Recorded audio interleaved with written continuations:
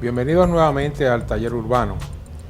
Continuamos con nuestro tema sobre las praderas, un proyecto que originalmente desarrolló el Banco Nacional de la Vivienda en los años 80 y 90 y que 25 años después estamos revisando y nos acompañan nuevamente el arquitecto Henry de Mondesert y esta vez nos acompaña también el arquitecto Waldo Arias.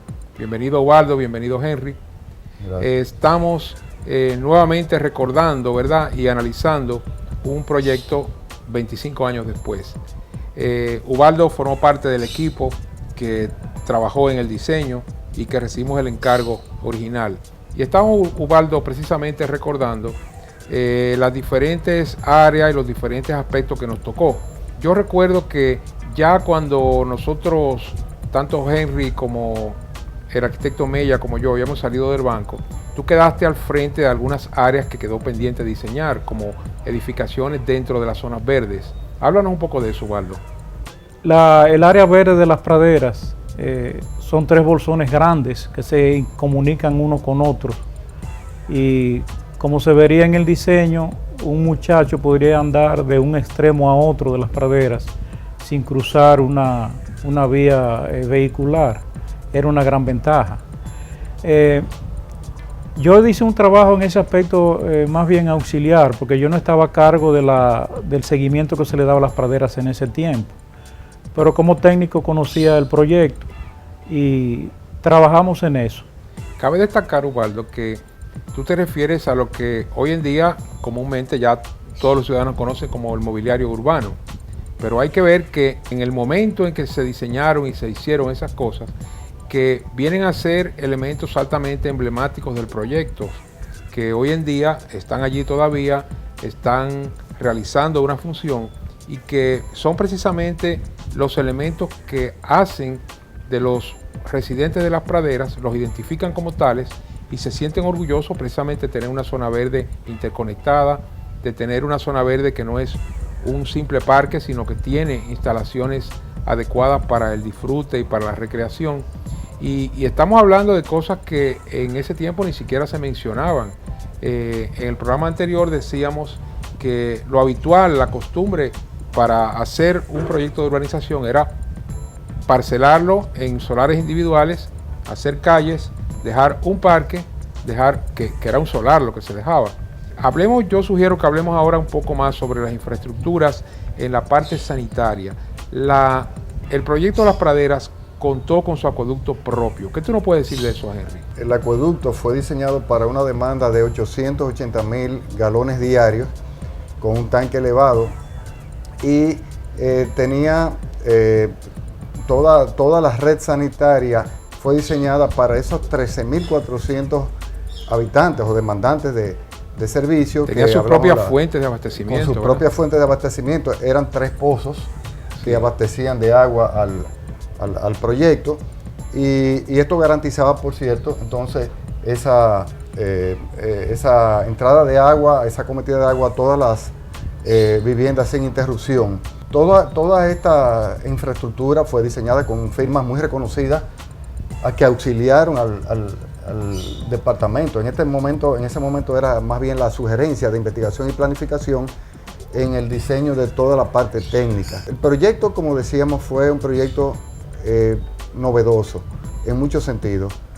Toda esa infraestructura fue soterrada, incluyendo, como decíamos, la parte de telecable, de teléfonos y de electricidad, lo cual daba esa imagen urbana que todos conocemos hoy de algo limpio, algo nítido, que se percibe como un ambiente agradable para ser recorrido y a través del área verde y de los pasos peatonales. Vamos a hacer ahora una pausa para cumplir con algunos compromisos y luego vamos a volver. En el segundo segmento vamos a ver en qué línea analizamos las praderas hoy, es decir, qué tenemos hoy en las praderas, qué piensa la gente que vive allí y qué pensamos los diseñadores originales del proyecto con una nueva luz después de más de 2 décadas de haber sido concluido.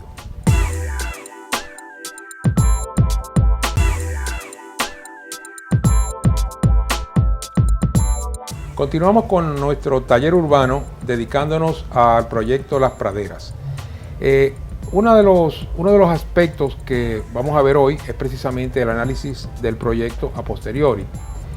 En términos de uso del proyecto, ¿qué cosas ustedes encuentran que han sido positivas o favorables en términos de la interacción social? Bueno, en cuanto a mí me sorprendió y me agradó mucho obligar a la gente a socializar por el mismo diseño. Los lotes de Las Praderas, aunque son cerrados, pero obliga a los vecinos a tener que verse, a socializar. Por la mañana quizás hasta saliendo para montarse en el vehículo, tiene que ver al vecino en su marquesina y debe saludarlo por una cuestión de rigor humano. Eso es uno de los puntos que más me llamó la atención del proyecto de Las Praderas, que por diseño se puede obligar a la gente a socializar. Y me agradó mucho además el hecho de que en las partes frontales de los proyectos se evitó que se cerrara como esos castillitos medievales, sino que por normas regulatorias se tenía que abrir el proyecto para que se pudiera ver desde fuera el diseño que hubiese dentro. Esa pequeña parte me agradó mucho del diseño de Las Praderas. Yo añadiría, Pedro, Ubaldo, un punto para reforzar lo que tú dices, y es el diseño específicamente de las partes de los clústeres. Son unas agrupaciones de viviendas que comparten un espacio semipúblico. Es decir, estamos hablando de viviendas vecinas, contiguas, una al lado de otra, que tienen una vía privada o semiprivada de acceso, y este estilo de vida que fue novedoso en ese momento, hoy tiene más vigencia por el tema de seguridad. En el pasado en el programa hablábamos de cómo ha cambiado nuestra sociedad en 25 años, y uno de los temas que más nos preocupa a los dominicanos hoy es el tema precisamente de la seguridad. El tema de los clústeres tiene la ventaja de las viviendas aisladas sin compartir las desventajas que presentan los apartamentos. Una familia se va de vacaciones y tiene su casa, vamos a decir, resguardada hasta cierto punto por los vecinos y por un guardián común. Tiene la ventaja también de que ciertos gastos de mantenimiento, el mismo guardián, accesos, áreas, el mantenimiento de las áreas comunes son compartidas, minimizando también los gastos para todos. Entonces yo creo que ese desarrollo que en ese momento se planteaba, lo hemos visto como después ha sido explotado muy exitosamente, y hoy, 25 años después, yo pienso y he visto que pocas familias que comparten ese tipo de desarrollo quieren vender su casa para mudarse a una torre, a un edificio de apartamentos. Sí, ese es quizás uno de los síntomas más interesantes del proyecto de Las Praderas, que 25 años después no se observa una gran cantidad de letreros de personas que ponen sus propiedades en venta. Es decir, parece ser que la apreciación del proyecto por parte de los residentes no es solamente en el orden económico, sino más bien en cuanto a disfrutar de una calidad de vida que es difícil de encontrar con esas características que ustedes han señalado en otros lugares de la ciudad. Viendo quizá algunos de los aspectos, vamos a decir, ya no tan positivos, cuando recorrí las áreas verdes y las áreas comunes, notando precisamente los espacios semipúblicos, ya a la vuelta de 25 años se observa algún deterioro. A pesar de que ha habido un esfuerzo, y es evidente, de mantenimiento constante, indudablemente 25 años es un tiempo largo que requiere quizás de una modernización, de una revalorización de esos espacios semipúblicos. Y me preocupa que quizás ese podría ser un obstáculo a futuro, a largo plazo, cuando esas inversiones de espacios semipúblicos no son precisas, requieran hacerse y no estén definidas la forma en cómo los residentes quieran hacerlo. Vámonos a ir al próximo segmento, vamos a cumplir nuevamente con unos mensajes y continuaremos viendo Las Praderas hoy, 25 años después.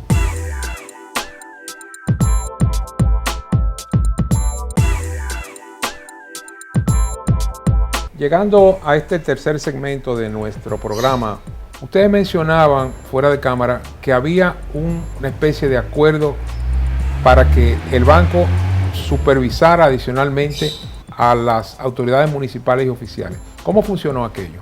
Había una regla, se estableció un convenio con el ayuntamiento para que los planos que se llevaran al ayuntamiento se revisaran en el banco. La tendencia que tú mencionabas, de tendencia frecuente de las personas a violar el espacio público, a robarse el espacio público, a ocuparlo indebidamente, en las praderas, a pesar de todas las previsiones, ocurrieron algunos casos donde hubo ocupación del espacio público. Sí, mira, yo recuerdo, les mencionaba fuera de cámara, que había el peatonal típico de las praderas, tenía 5.35 metros de ancho y había una franjita verde de 85 centímetros que la gente tenía tendencia a apropiarse de ella cuando construía. Con frecuencia teníamos que estar haciendo actos de presencia como inspectores en el proyecto para hacerle mención a las personas que eso era un área pública, que no era de ellos. En general, incluso para el ojo del que visita el proyecto, no capta los detalles que nosotros como diseñadores habríamos captado. Una de las variantes que más encuentro que afecta al proyecto es con el tema de la seguridad, porque indudablemente la delincuencia a lo largo de 25 años ha cambiado, la ciudad se ha vuelto menos segura, la percepción de la inseguridad es mayor, pero quería ver sobre las soluciones que tradicionalmente buscamos para mejorar la seguridad y sus efectos negativos. La tendencia nuestra es colocar rejas, colocar verjas, colocar alambres de púas tipo trinchera, cuando hoy en día la tecnología nos permite tener soluciones de seguridad, como son las cámaras de circuito cerrado, como son los sistemas de alarma y de vigilancia, que están a la mano en nuestro país, que paradójicamente no son tan costosos como enrejar una casa o enverjarla. Sin embargo, en las praderas no se ha desarrollado esa tecnología, siendo quizás un lugar que permite hacerlo y que tiene las condiciones para poder tener una buena seguridad sin afectar visiblemente con elementos que su apreciación genera inseguridad. ¿Qué tú nos dirías, Henry, en ese aspecto? Bueno, yo creo que ha habido una tendencia en el país, es casi un miedo patológico que tenemos por el problema de la inseguridad. Yo debería decir que en las praderas tuvimos una relativa suerte.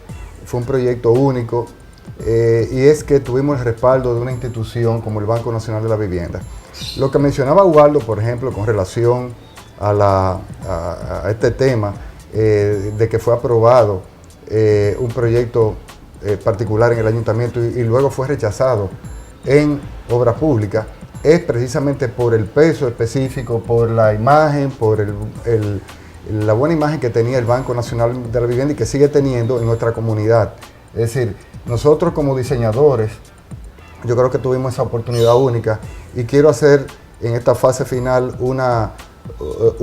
subrayar el papel de quien fue nuestro jefe, nuestro mentor en ese momento, el arquitecto Leopoldo Franco, como director de la gerencia del FHA y también como elaborador conceptual del proyecto, por todas también las libertades y el apoyo que nos dio. Que nos permitió. Sí, como diseñadores.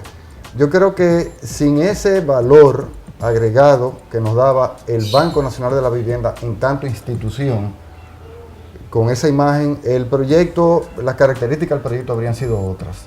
Y quizás su feliz final también no habría sido tan exitoso como lo percibimos hoy día, a pesar de los 25 años que han transcurrido.